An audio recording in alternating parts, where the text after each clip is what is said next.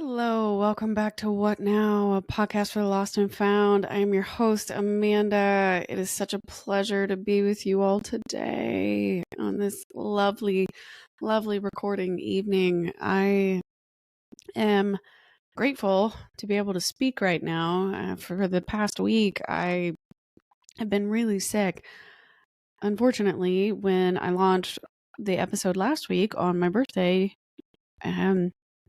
I started to get the flu. I'm pretty sure. I had a horrible cough, a headache, sinuses were completely congested and blocked, had a difficulty breathing, lots of ear pain, and it felt like everything was coming out of all of my head holes all, all the time. And I do still have a residual cough here, so needless to say, you're getting another episode, a solo dolo episode of just me, because I had to cancel all of my interviews this past week because I couldn't talk. I couldn't breathe, couldn't speak, couldn't make it through a sentence, every couple of minutes without having to stop and blow my nose. And so it's been a little heavy-handed with the mucus this past week. I'm sorry if I'm grossing any of you out with the word mucus and moist, but it's my reality. It's how I've been feeling. I am on the mend though, and feeling good enough to do a quick episode here with y'all. Over the week when I wasn't, completely hallucinating off of NyQuil and wellness formula and zinc and every possible pill known to man that's available to me, every level of mouth spray, I spent an embarrassing amount of money at Whole Foods trying to find all of these different remedies that my sweet friends had been sending me to try, because let's be real, I was miserable, I'm alone, and I have no one to hang out with other than Dirks, because I don't want to accidentally get any of my friends sick. And trust me, Dirks was bored out of his mind because we were stuck inside for days because of the snow, and there wasn't really much for him to do either, because anytime I would take him out, none of his little friends were out, or if they were, not a lot of people wanted to stay out that long because it's cold. It's freezing. So it was a lot to try and do all on your own. And the idea of standing long enough to cook a meal to then walk it to the other room to sit down and eat it, it just mind boggled me. I was like, nah, just not going to do that. If it's not hot broth, I don't want it. I had no capacity to cover anything. So I can only imagine that, it just, I looked like garbage, felt like garbage, haven't lifted in over a week now, and I have finally started to feel better. So today I did do a Peloton ride just to try and get myself back into a routine and get back on the saddle and feel normal. I haven't felt normal in a while. Not that normal is necessarily a special thing to excel for, but just trying to reintegrate back into society, getting myself back out there. And so it's been a long week. So I apologize if the audio for this particular episode is a little more raspy or sharp. I am recovering my voice from this past week. I genuinely couldn't talk. It hurt. Moving my jaw hurt. Like all my joints hurt. And everything. My lovely friend Ashley did bring me a COVID test, and it was negative for COVID. So deuces. At least that's nice. At least that was the positive for the week. My sweet parents did come down for about 48 hours on the tail end of it, and my mom made me some soup, and my dad and I worked on some business projects, and we just kind of hung out. Again, it was really icy. It was difficult to get in and around my neighborhood, and so it just wasn't safe, or at least they didn't feel comfortable driving, so we didn't go anywhere until the very last day that they were here. And we did get to go to Hall's Chop House, my parents' favorite place. We went there for what they call Sunday gospel brunch. They have gospel singers that are stationed at the front by the really nice bar, and you can hear them throughout the restaurant. But We had a lovely time there, as always, and then they dropped me back off at home, and they took Dirks, and I'm home alone for the next couple of days before I head to Tampa. I'm so excited. I'm going down there to visit my good friend Stevie. She was, I think, episode 3. That's right, episode number 3 of What Now. She lives down there, and I am going back for Gasparilla again this year. So I'm super excited to see her and see Ryan again and catch up with them and see how they've been, because it's been a long time since I came up to visit. I want to say maybe was it October? I don't know. I don't remember. March at a minimum, I'm pretty sure. But, the fact that 2023 is already come and gone is crazy to me. That whole year flew by, which is wild because when you're in the moment, you're thinking, this will never end. And I think that's how most people feel about January right now. It's technically January 84th. And every day we've had is a Monday. And it's like living in the Twilight Zone. But I digress.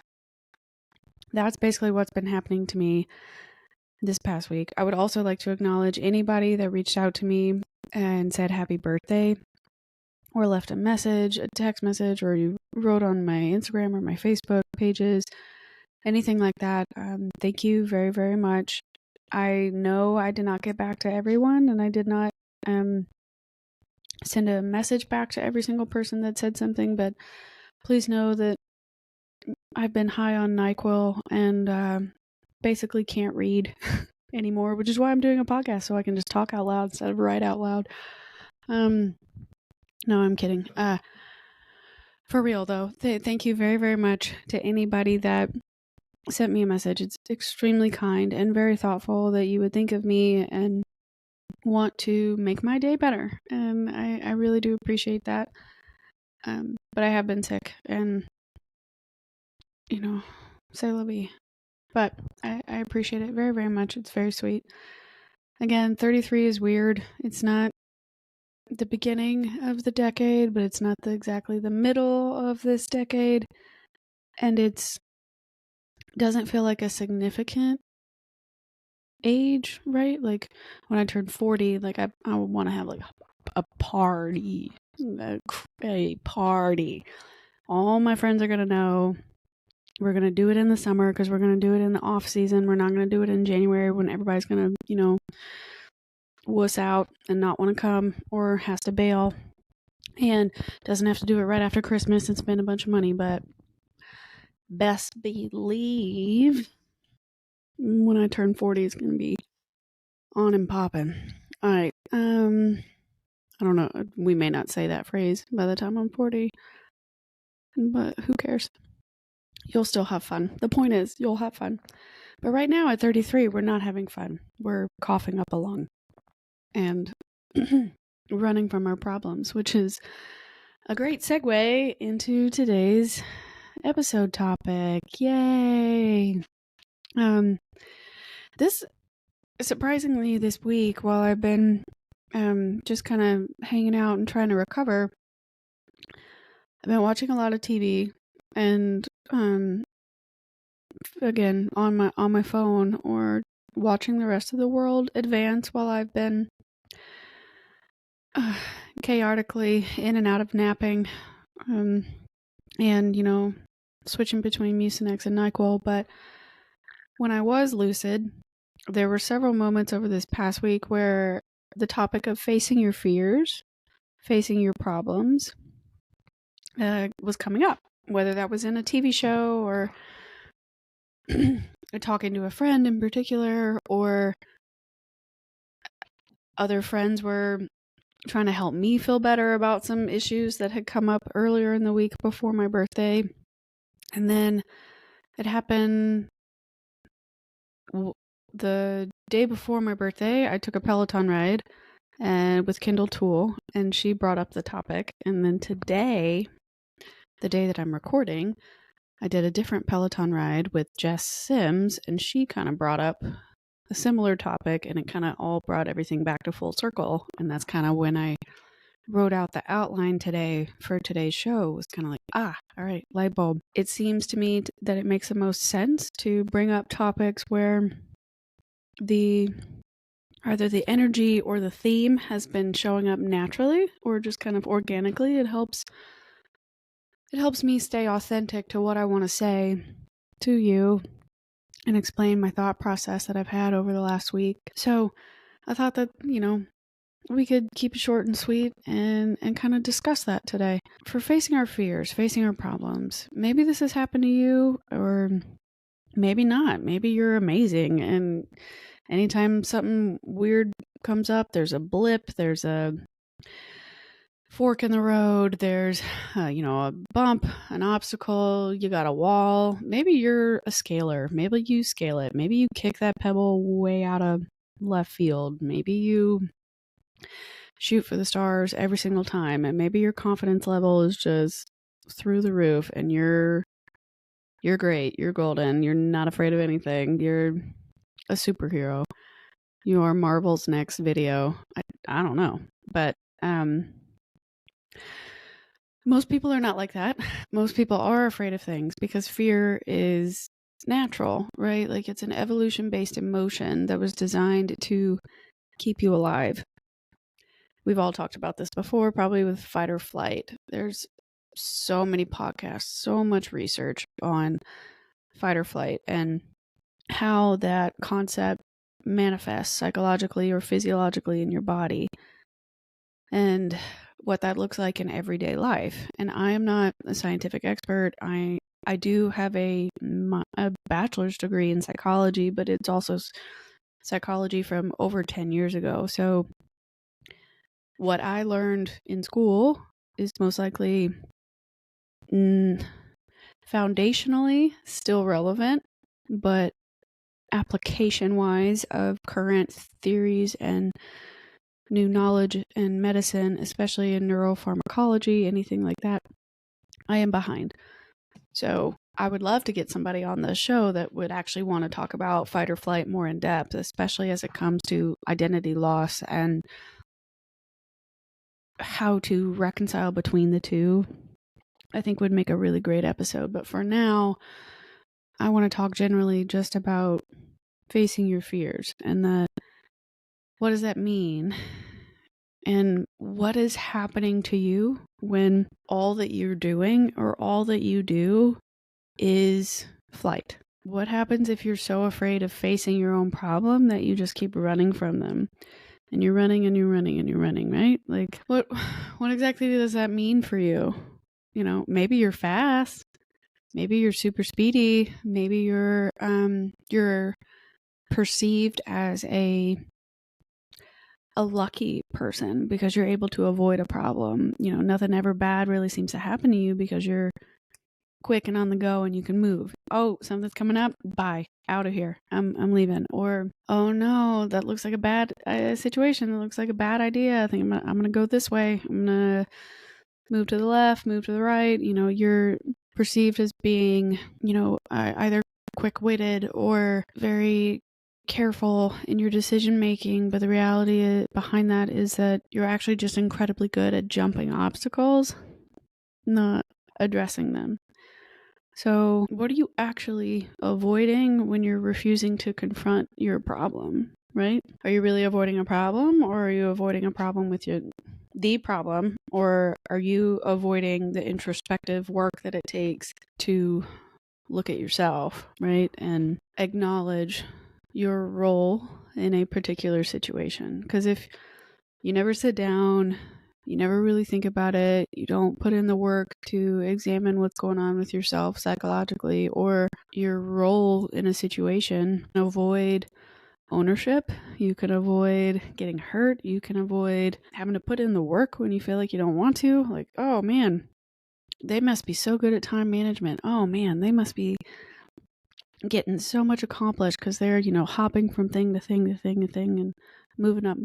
But like, is that really it? Or are they just fixing everything else that's going on around them? Or are addressing everything else that's going on around them rather than focusing on making themselves the best possible version of themselves that they can be. I think there's a difference between avoiding work, putting in work, and then making it seem like you've done the work because you're able to be so personable, right? Or like you make everybody feel good, or you're very charismatic. You can get all of these things done with such high energy and whatnot, but the truth is you don't actually have the life experience anymore to fall back on because you've never taken the risk, or you've never taken the time to examine yourself, or you've never taken the time to face the thing that's actually still pulling you down. This can manifest in lots of different ways, right? So what are we actually avoiding when we refuse to confront a problem? Well, I mean, could be lots of things. Maybe you're the type of person right now that's running from your relationship. This could show up as, attachment issues. Maybe you end things before they get too serious all the time. Maybe you're afraid of starting things with the person you actually like, so you fill your time with starting a bunch of other things instead. Like you're pouring all of your time into your business rather than into your love life, or you're doing the opposite. You do have particular loving relationships, but a new relationship comes along and you're pouring all of your effort and time into this new thing because it's the new thing, not cultivating your foundational relationships, which actually give you a base and a sanctuary, right? It's always better to play with the shiny thing than to take care of the familiar thing, the comfortable thing. So maybe that's you. Maybe you got attachment issues. Or you could be, what if you're the person that's staying in a job or a place you don't actually want to be in? Maybe you're afraid. You're choosing to stay in that particular situation because you're afraid to take a business risk on yourself. I make X amount of money right now, and that covers my cost of living. So I'm going to need to make at least X or make more and make Y before I'd even consider jumping to a new industry or switching careers or starting out on my own.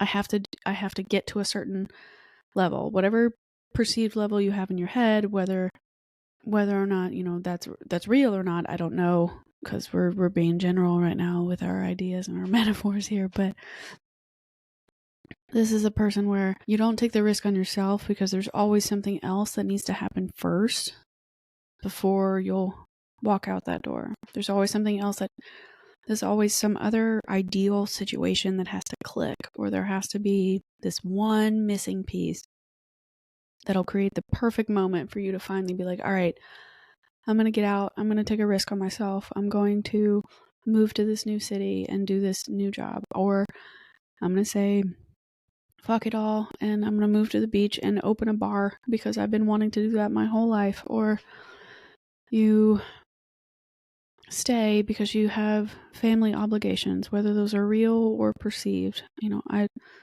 I've done this. I've had friends that did this, where they switched or transferred jobs to different cities so that way they could take care of their family because they thought that they needed to at the time. Maybe there was a medical concern, or maybe there was a financial concern that they needed to cover, or they offered to cover to help their family. And that's a very noble and crucial sacrifice, taking care of your family. And I think that that's an honorable thing to do. But then it's up to you to then have the self-reflection and take the time to then think, okay, I can't do this forever, right? I can't keep putting my own life on hold for the sake of these other particular family members, right? And that's a really hard decision to make, because it's a fine line between I want to support them because I love them and I care for them, but I also want to support and love myself. And how do I balance between those two things, right? You could spend years in a career or in a place that you don't actually like and doesn't really bring you joy because of other perceived obligations. So sometimes that happens. Maybe that's what you're avoiding. Maybe you're choosing to stay in a place because you think you have to still, because you owe these other people something. Your time, your money, your space, your effort, your emotional support, whatever it may be. And maybe to a certain extent you do. But after a while, it will eventually come to a point where you do have to take a step back and decide how much of this is for them, because I'm saying it's for them and I'm too afraid to take the risk on my own, and I would rather put the onus on these people rather than take the responsibility and decide for myself that it's my turn to also be happy. It's my turn to also chase a dream. It's my turn to also make something come true for myself, right? That's such a hard conversation to have. Because there's so many emotions that get wrapped up in that too, right? Like guilt and sadness and frustration and excitement. It makes sense why some people might be running from those types of problems, because those things can get layered and complicated. Another way that this can manifest, when you're avoiding what you're avoiding when you're refusing to face your own confront problem. Sometimes it's easier to just avoid your own problems. So by focusing on other people's happiness rather than your own, you're acting out and avoiding a problem because you'd rather solve other people's issues than to fix your own, because their issues appear easier to deal with because their issues can't actually hurt you and are not yours, right? So it's always easier to tell, what's that phrase, do as I say, not as I do, kind of a situation where people want to dole out all the advice that they can, but actually taking their own advice is so much harder. Your expectations of yourself and your regulations of yourself and how you talk to yourself is different than how you talk to your friends or your loved ones. It's much easier to talk down to yourself, right? And count yourself out and not believe that you have the ability to confront that problem compared to what you would say to your friends. You would never tell your friend the horrible things that you say to yourself in the mirror, would you?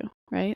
No, because then they wouldn't be your friend anymore, because you'd be a mean asshole. Sometimes it appears easier to deal with somebody else's issues because they can't actually hurt you, because they're not actually your issues to begin with. And you get to solve a problem for someone else. So it feels very altruistic, when in reality, it's your ego boost that you needed to feel confident enough to fix your own problem. You get satisfaction from helping others, and you get satisfaction from focusing on how other people's lives are worse off than yours, or, oh, I'm not doing so bad because, this girl's got X, Y, and Z happening to her, or my life is actually pretty, my life's okay because it's not as bad as this guy's when he's avoiding this, and this, and he won't fix this, and this. And if only he just confronted this problem, then all of the rest of them would, fall into place, etc. It feels easier in the moment to avoid all of these things and avoid all of these problems and avoid confronting your role in these problems, because we always think we have more time. We always think we can just set it aside. And so running from it feels like the easier thing to do. But I have realized that running from it is actually the much harder thing to do, because the longer you avoid something, the bigger the problem might get, but also the longer your list of problems still becomes. As you get older and as you continue to live life and as you progress in your career or with your family or in your relationships, whatever, your to-do list doesn't really ever seem to get shorter, as far as I can tell. Being an adult just blows. So if you're avoiding your problems, that list is getting progressively longer and longer and longer. So I can keep running and running and running and running, but the more I keep repeating the same pattern of avoidance and keep repeating the same pattern of denial, I guess, that list stays long. So the harder and harder it's going to be to address all of these things at the end of the day, the longer I keep them on this list. Does that make sense? So this really conceptualized for me when I was taking Kindle Tools cycling class, because she said, you need to don't run, face it. Like, we were doing a really hard hit series, and in the middle of one of the intervals, Kendall admitted, like, this is really hard, this is tough, I know you're probably cursing me on the other side of this screen, but don't run, face it. Like, if you have to yell at me kind of a thing. But she said, don't run, face it. You'll always end up running right back to where you were if you don't face it anyway.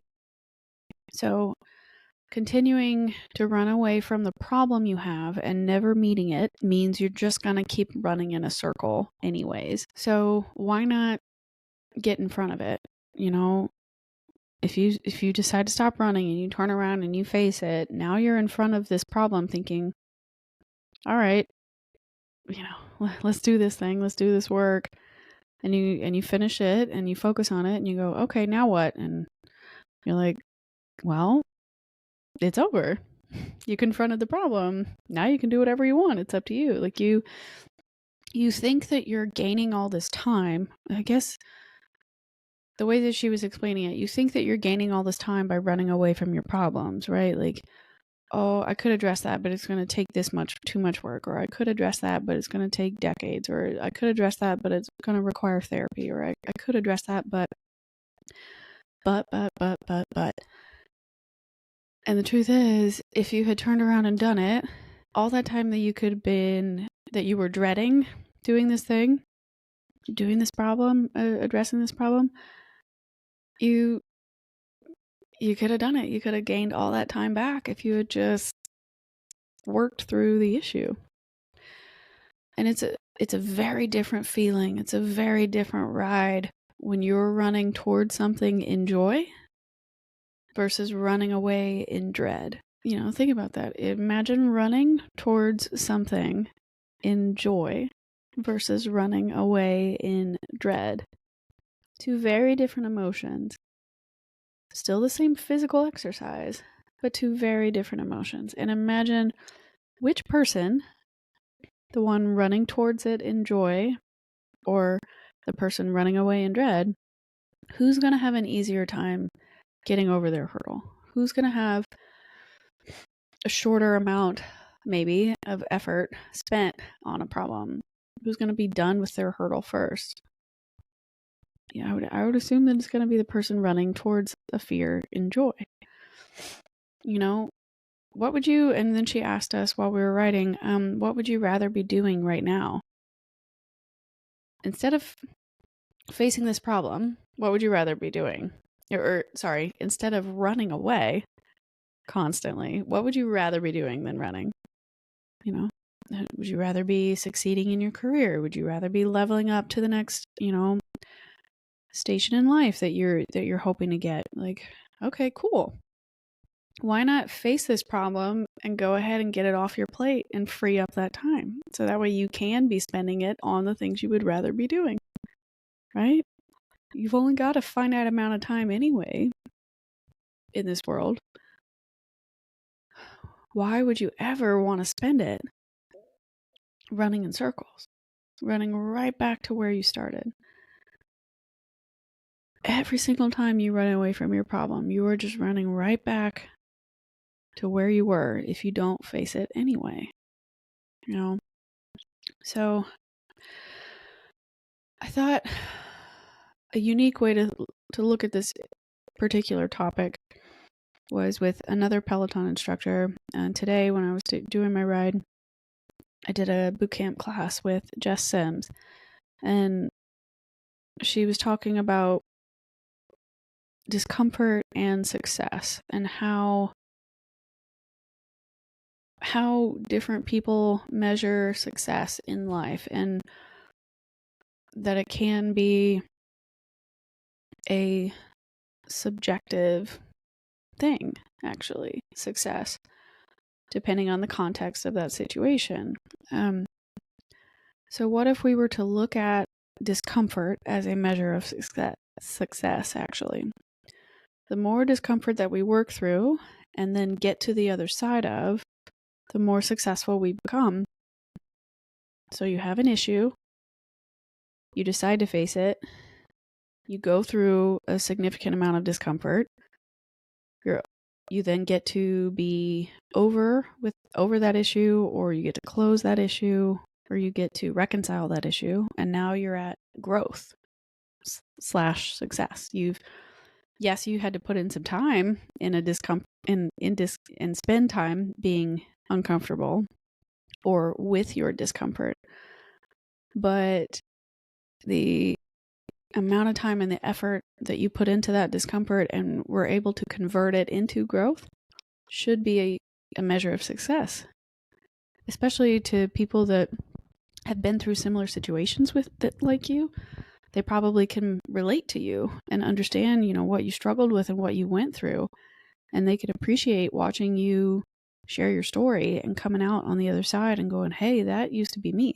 I used to do ABC, and now I'm on this other level, all because you switched your perspective from looking at discomfort as something you needed to avoid versus looking at discomfort as an opportunity for gaining new success, right? Like maybe if we switch our perspective on discomfort to something worth avoiding, and we actually use it as a measure of success, it might be easier to deal with, or it might be maybe not necessarily always easier to deal with, but you're more willing to deal with it because you know the type of reward that's about to be on the other side.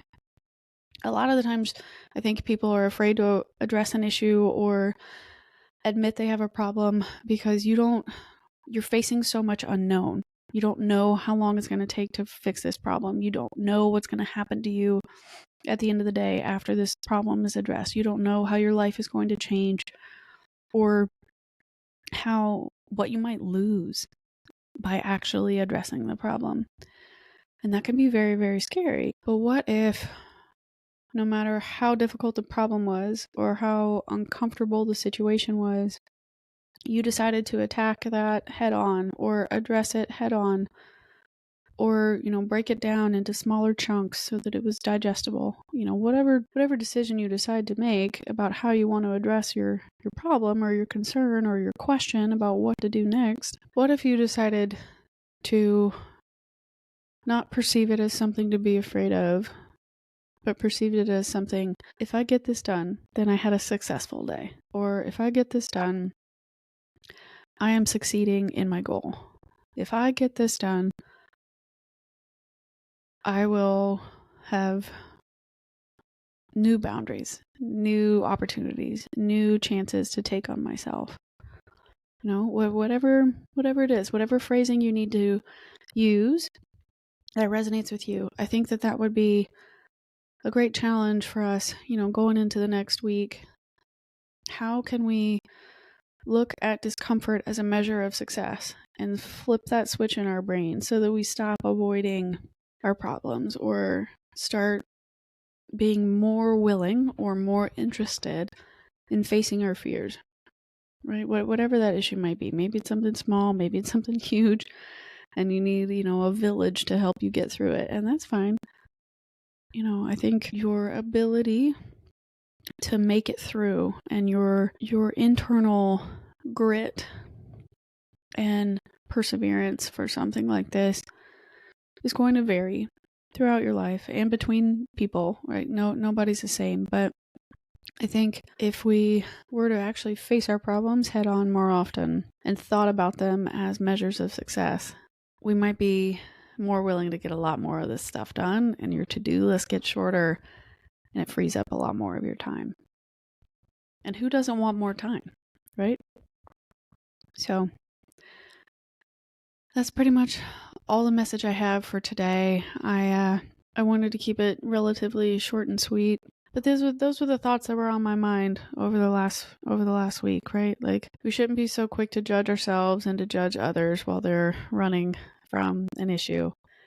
But I also think we need to be wary about how much credit we give people that appear to be leaping and bounding in these successful directions, or have the ability to have nothing bad ever happen to them, to the point that they become, out of touch with reality or out of touch with the ability to empathize with other people. Because the truth is, I don't know if that's necessarily luck or if that's somebody that's just avoiding problems on purpose, right? And I don't know if that's necessarily somebody I want to emulate or somebody I would like to mimic, right? Like, I think it takes a lot of integrity to turn around and admit when you have a problem and admit that you're avoiding making a decision, or admit that you've got a messed up attachment style, and acknowledging that there's a pattern in place. And if the pattern keeps repeating and you're the common denominators, and maybe there's something going on there. And that's hard. That's hella hard to do. I thought it was pretty profound the way Kendall and Jess kind of summarize these issues, right? Like, you're going to always end up running back to where you were if you don't face it anyway. But what if you were to look at discomfort as a measure of success instead of something to fear? Maybe when we work through discomfort, you can actually get to the other side, and the more successful you'll become, because then you can look back on that list of like, oh yeah, I waited on that, I addressed this, I addressed this, I addressed this. Look at that. Look at all this time I have now. And then you can go out and help other people, and then you can go out and pursue your dream, and then you can go out and take all those risks that you've been meaning to take and been wanting to take, because now you do have the confidence and you have that mental and emotional success under your belt where you can go, oh yeah, I've faced this before, I can face it again. Or, oh yeah, I've faced that before, I know how to avoid that problem again so it doesn't pop up, right? I think you are so much stronger than you give yourself credit for. And you're so much smarter than you give yourself credit for. But you also gotta humble yourself every now and then and realize maybe I am avoiding something because I'm afraid of it. And you gotta sit down and ask yourself the hard questions too. What am I so afraid of? Why do I not want to take this risk? And what's the truth about whether or not I take that risk? What'll really happen? Who am I really going to disappoint? Is it myself or these other people? And then you go from there. But that's all we have for today's episode. I love all of you so very much. Thank you for reaching out to me and sending me your feedback on the episodes. I'm enjoying hearing from all my listeners, and thank you for participating and sending me emails and messages. I really do appreciate it. Please continue to send me your feedback, and any questions you may have, you can always email me at askwhatnowpodcast@gmail.com. You can find us on Instagram as well. You can link to us in the show notes here in the description box for the episode. You can always send me a voicemail as well if you're listening on Spotify. There should be a link for that in the description box. Always here to chat with you, discuss anything you'd like to bring up, any topics or people you think would be good additions to the show. Definitely let me know. I'm going to keep working on getting my voice back and hopefully bring on some more guests soon. But I appreciate you all very, very much. Like, subscribe, rate me, leave a review, share the episode with a friend, anybody you think needs to hear this. It would be so great to hear from them and get some more listeners and hear what they have to say. So thank you so much for listening to What Now, a podcast for Lost and Found. I will catch you next week. And remember, wanderers are always welcome.